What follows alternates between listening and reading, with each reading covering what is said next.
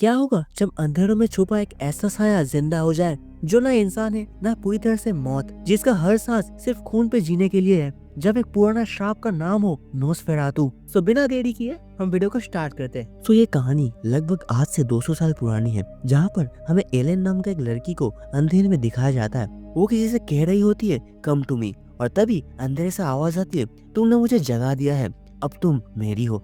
Elon हाँ में जवाब देती है, जिसके अगले पल एलन को हमें किसी और दुनिया में दिखाया जाता है, जहाँ पर वो शक्ति जिसे उसने पुकारा था उसके साथ इंटीमेट हो जाती है और तभी एलन की आंख खुल जाती है। दरअसल ये उसका एक सपना होता है। एलन की अब शादी हो चुकी है, वो अपने हस्बैंड के साथ जर्मनी रहती है। एलन और उसका हस्बैंड थॉमस के बीच में काफी प्यार है। थॉमस एक रियल एस्टेट कंपनी में जॉब करता है, जहाँ से उसे 6 हफ्तों के लिए एक दूसरे शहर में जाने के लिए कहा जाता है, क्योंकि वहाँ पर एक बहुत अमीर आदमी रहता है जिसका नाम काउंट रैलक है। अब वो रिटायर हो चुका है और वो उस शहर में घर लेना चाहता है जहाँ पर एलन और थॉमस रहते हैं। इसके बदले थॉमस को अच्छा खासा कमीशन मिलेगा, साथ ही उसकी पोजीशन भी बढ़ जाएगी। हालांकि वो अपनी वाइफ एलन को छोड़कर नहीं जाना चाहता, लेकिन ये उसका करियर का एक बहुत बड़ा मौका है। इसलिए घर आकर वो एलन को ये सब बताता है, जो सुनकर एलन परेशान हो जाती है।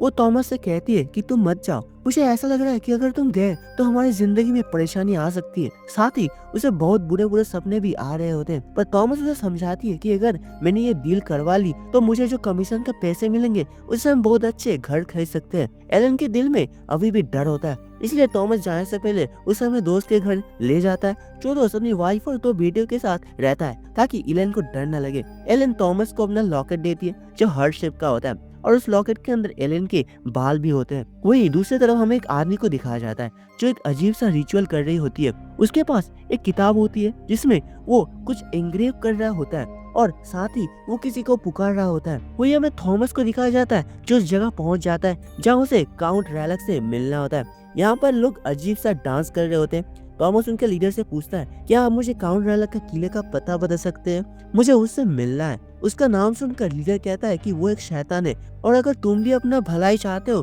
तो तुम अपने घर वापस चले जाओ। लेकिन थॉमस उससे मिलना चाहता है और डील को क्रैक करना चाहता है। थॉमस नोटिस करता है कि यहाँ के लोगों के पास बहुत सारा गार्लिक है, साथ ही एक लेडी उसके लिए प्रेयर कर रही होती है। उसे बताया जाता है कि काउंट रैलक की परछाई से इंसान को बुरे बुरे सपने आने लगते हैं, तुम्हें उससे दूर रहना चाहिए। पर वो किसी भी कीमत पर काउंट रैलक से मिलना चाहता है। थॉमस डिसाइड करता है कि वो रात इसी जगह पर गुजारेगा। रात को जब वो सोता है तो उसे बहुत बुरा सपना आता है। अगली सुबह जब उसकी नींद खुलती है तो उसके आसपास कोई इंसान नहीं होता।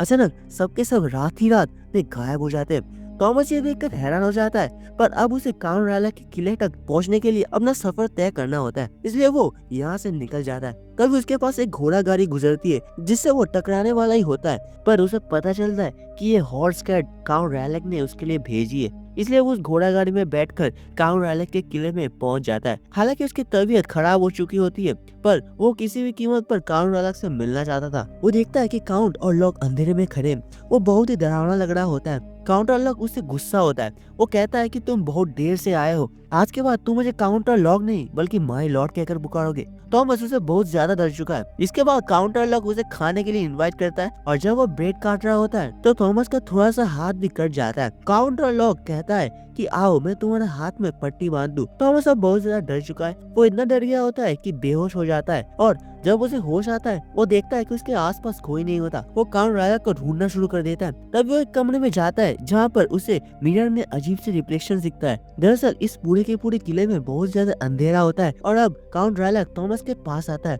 उसने दूसरी भाषा में कुछ डॉक्यूमेंट्स बनाए हैं। वो थॉमस से कहता है में लिखा है कि मैं तुम्हारी एजेंसी के थ्रू एक नया घर खरीद रहा हूँ, इस पर तुम्हें साइन करना होगा। हालांकि थॉमस साइन नहीं करना चाहता, लेकिन काउंट रैलक से और पैसों के लालच से वो साइन कर देता है। काउंट रैलक उसे कहता है कि तुम्हारे पास जो लॉकेट है मैं उसे देखना चाहता हूँ, और थॉमस जब उसे अपनी वाइफ एलन का लॉकेट देता है तो उस लॉकेट को रख लेता है। वो थॉमस को वो वापस नहीं लौटाता, पर उसे सोने का सिक्का देता है जो कि उसका कमीशन है। थॉमस अब यहाँ से घर वापस लौटना चाहता है, इसलिए काउंट रैलक से कहता है कि मुझे मेरे लॉकेट वापस दे दो, और तभी उसकी आंख खुल जाती है। दरअसल ये भी शायद उसका एक सपना था। वो देखता है कि उसकी छाती पर किसी के दांतों का निशान है। वो बहुत ज्यादा डर चुका है। वो मेन गेट के पास जाता है जो कि बंद होता है। वो यहाँ से निकलना चाहता है, पर अब उसे एक तहखाने का रास्ता दिखती है। वो उस तहखाने के अंदर जाता है जहाँ पर एक कॉफिन होता है। और जब उस कॉफिन को खोलता है तो उसके अंदर काउंटरलॉक का डेड बॉडी होती है, जिसे देखकर साफ साफ लगता है कि कई सालों से ये डेड बॉडी इसी कॉफिन के अंदर है। वहाँ पर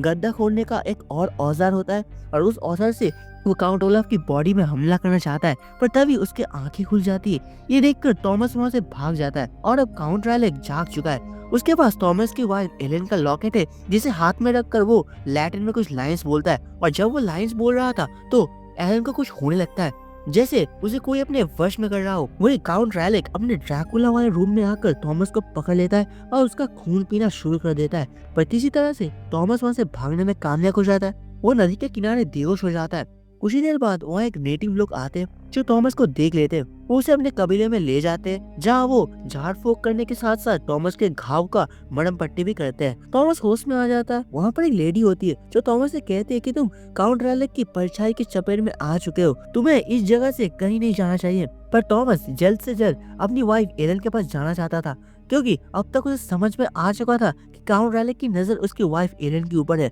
इसलिए वो उस जगह से निकल जाता है। वहीं हमें एलन को दिखाया जाता है जिसकी तबीयत बहुत ज्यादा खराब है, इसलिए डॉक्टर उसका चेकअप करने के लिए आता है। ये वही डॉक्टर है जो उस आदमी का भी इलाज कर रहा है, जिसे हमने कहानी की शुरुआत में किताब के साथ एक रिचुअल करते हुए देखा था। इस आदमी का नाम नॉक है और ये काउंट रायलेक का सेवक है। ये काउंट रायलेक के लिए कुछ भी कर सकता है और अब इसे एहसास हो चुका है कि काउंट रायलेक जल्दी आने वाला है। वहीं हमें काउंट रायलेक के ताबू को दिखाया जाता है जो शिप के अंदर है, और तभी काउंट रायलेक के ताबू के अंदर चूहे निकलने लगते हैं, जिससे पूरी शिप में प्लेग की बीमारी फैल जाती है। वहाँ पर लोग मरने लगते हैं। काउंट रायलेक जहाँ भी जाता है वहाँ पर अपने साथ तबाही लाता है। शिप में एक आदमी को एहसास हो जाता है कि इस ताबू के अंदर कुछ न कुछ गड़बड़ है, इसलिए वो कुल्हाड़ी लेकर ताबू के पास जाता है। पर जैसे ही वो उसके ढक्कन खोलता है तो काउंट रायलेक, जो कि एक वैम्पायर है, उसका खात्मा कर देता है। वहीं दूसरी तरफ एलन के पास एक प्रोफेसर आते हैं जिन्हें डॉक्टर ने बुलाया होता है। वो एलन को देखते हैं जिसे रिबन के साथ बांधा गया होता है, और वो एलन को खोल देते हैं और बड़े प्यार से उससे कई सारे सवाल पूछते हैं। एलन कहती है कि मुझे कभी कभी ऐसा लगता है कि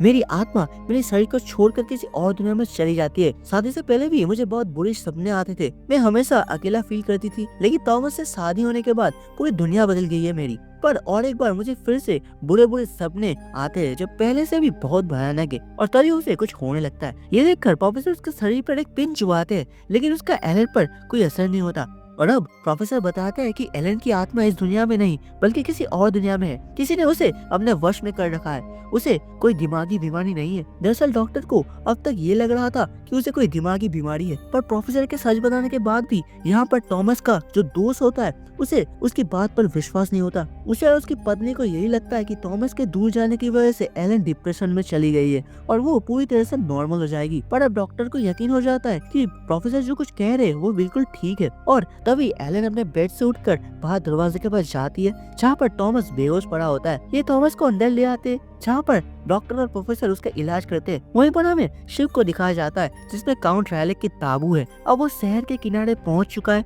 जहाँ पर थॉमस अपनी वाइफ एलन के साथ रहता है। उस शिप की हालत बहुत खराब होती है। उसके सबके सब यात्री और सबके सब काम करने वाले मारे जा चुके होते हैं। दरअसल चूहों की वजह से उनमें से प्लेग रोग फैल जाता है, इसलिए सब लोग मारे गए। दरअसल जहाँ भी काउंट रायलेक जाता है वहाँ पर तबाही होता है। काउंट रायलेक का यहाँ पर जो सेवक है जिसका नाम नॉक है, उसे भी समझ आ जाता है कि काउंट रायलेक शहर में आ चुका है।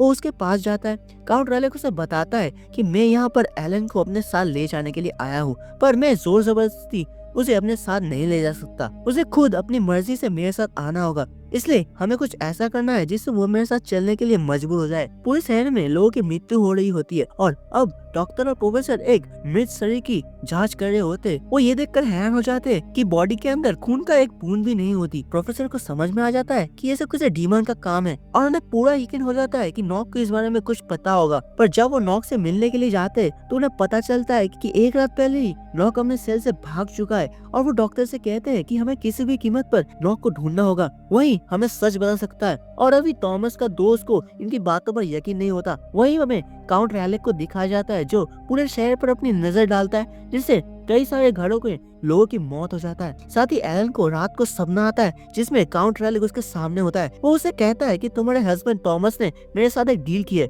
जिसने उसे तुम्हें मुझे बेच दिया है। अब तुम्हें मेरे साथ चलना होगा, वरना 3 दिन के बाद जितने भी लोग तुम्हारी जिंदगी में तुमसे बहुत क्लोज है उनकी मौत होना शुरू हो जाएगी। दरअसल थॉमस जब काउंट रैलिक के किले में गया था और उसने उससे कुछ पेपर पर साइन करवाया था जो काउंट रैलिक के मुताबिक प्रॉपर्टी के पेपर्स थे, पर सच ये था कि उन पेपर्स पर लिखा था कि एलन को थॉमस ने काउंट रैलिक को बेच दिया है। वो पेपर्स दूसरी लैंग्वेज में थे, इसलिए थॉमस उन्हें पढ़ नहीं पाया था। वही शब्द में काउंट रैलिक एलन से कहता है कि तुम इंसान नहीं हो, इसलिए तुम इंसानों के बीच में नहीं रह सकती, पर एलन उसके साथ जाने से मना कर देती है। वो कहती है कि मैं तुम्हारे साथ नहीं जा सकती, मैं तुमसे प्यार नहीं करती, मैं अपने हस्बैंड थॉमस से प्यार करती हूँ। इन दोनों की बातों से ऐसा लगता है कि पहले से ये दोनों एक दूसरे को जानते हैं और तभी एलन की आंख खुल जाती है। वो देखती है कि थॉमस की दोस्त की वाइफ को जो उसके साथ सो रही थी वो बेड से नीचे गिरी हुई है और उसके ऊपर चूहे हमला कर रहे हैं। एलन ये देखकर जोर से चिल्लाती है। एलन थॉमस के दोस्त और उसकी वाइफ को काउंट रैलिक के बारे में बताना चाहती है, लेकिन वो उसकी बातों पर यकीन नहीं करता और कहता है तुम दोनों यहाँ से अपने घर वापस चले जाओ।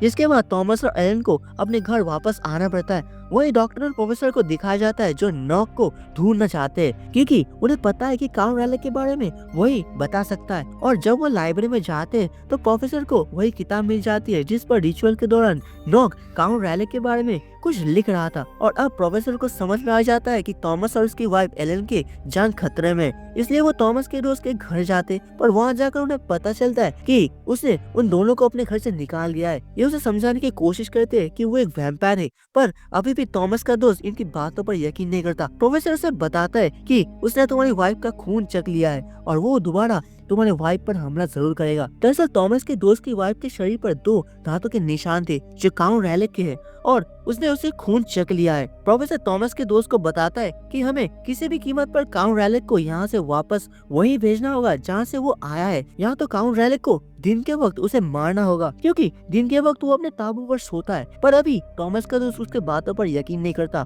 वही थॉमस को अपने घर पर दिखाया जाता है जो एलन से कहता है कि हमें इस शहर को छोड़कर जाना होगा। और अब एलन उसे कहती है कि मैं अपनी जिंदगी की ये सच्चाई तुम्हें बताना चाहती हूँ। जब मैं टीनेजर थी तो मैंने काउंट रैलिक को पुकार कर उसे जगाया था, जिस पर उसने कहा था कि तुम मेरी हो, और मैंने हाँ में जवाब दिया था। मैंने काउंट रैलिक के साथ एक तरह की डील की थी, जिस डील को पूरा करने के लिए वो यहाँ पर आया है। दरअसल एलन एक तरह की साइकिक लड़की थी जो कि शादी से पहले अलग अलग एंटिटीज से कनेक्ट होकर उनसे फिजिकल रिलेशनशिप बनाया करती थी, और उसने काउंट रैलिक के साथ भी इसी तरह का एक वादा किया था। पर जब थॉमस से उसकी शादी हुई तो वो सब कुछ भूल गई। वो थॉमस से बहुत प्यार करती है और अब उसके साथ हमेशा के लिए रहना चाहती है, पर काउंट रैलिक वादे के मुताबिक उसे अपने साथ ले जाने के लिए आया है। और तभी हम देखते हैं कि एलन की आंखें भरना शुरू हो जाती हैं और थॉमस उसका साथ नहीं छोड़ता, बल्कि उसके और भी करीब चला जाता है, जिसके बाद वो कुछ ही देर में नॉर्मल हो जाता है। वही प्रोफेसर थॉमस के घर जाता है। उसे पता चल चुका है कि अगर इन्हें काउंट रैलिक को मारना है तो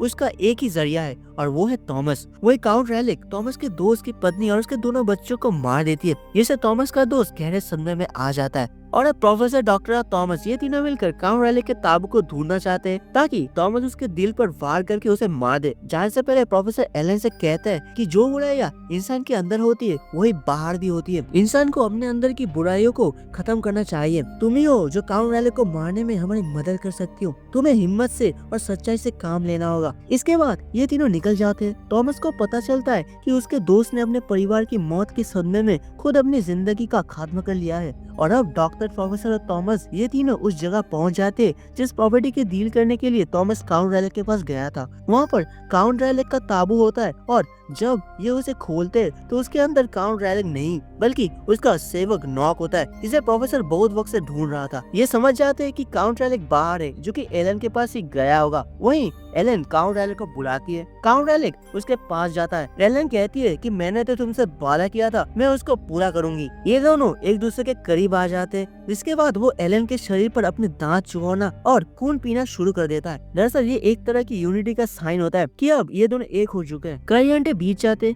और अब सूरज निकलना शुरू हो जाता है, और जब सूरज की किरणें खिड़की से काउंट रैलिक के ऊपर गिरती है तो वो उन किरणों की वजह से मारा जाता है, क्योंकि वैम्पायर सूरज की रोशनी को बर्दाश्त नहीं कर सकते। उसकी मौत हो जाती है। लेकिन साथ ही अब एलन का भी खून बहुत ज्यादा कम हो चुका है और इसी वजह से उसकी भी मौत हो जाती है। थॉमस जब घर वापस आता है तो वो देखता है कि काउंट रैलिक मर चुका है, पर साथ ही अब एलन की भी मौत हो चुकी होती है, जिससे उसे बहुत दुख होता है। वही पूरे शहर में जहाँ पर अब काउंट रैलिक की वजह से प्लेग फैला था वो पूरी तरह से ठीक हो चुकी है। एलन ने अपनी जान देकर काउंट रेलिक को मार दिया क्योंकि उसे पता था कि उसकी गलती की वजह से काउंट रेलिक यहाँ पर आया है। उसी ने अपनी यंग एज में उसे बुलाया था। काउंट रेलिक को उसने जगाया था जिस वजह से पूरे शहर में लोग मारे जा रहे थे। प्रोफेसर ने जब उसे कहा कि इंसान के बाहर जो बुराई होती है वो उसके अंदर भी होती है, तो उसने अपनी गलती का एहसास हुआ, इसीलिए खुद उसने अपनी जान देकर काउंट रेलिक का खात्मा कर दिया। और इसी के साथ खत्म हो जाता है ये खतरनाक कहानी। सो वीडियो पसंद आए तो एक लाइक करना और चैनल को जरूर सब्सक्राइब करना।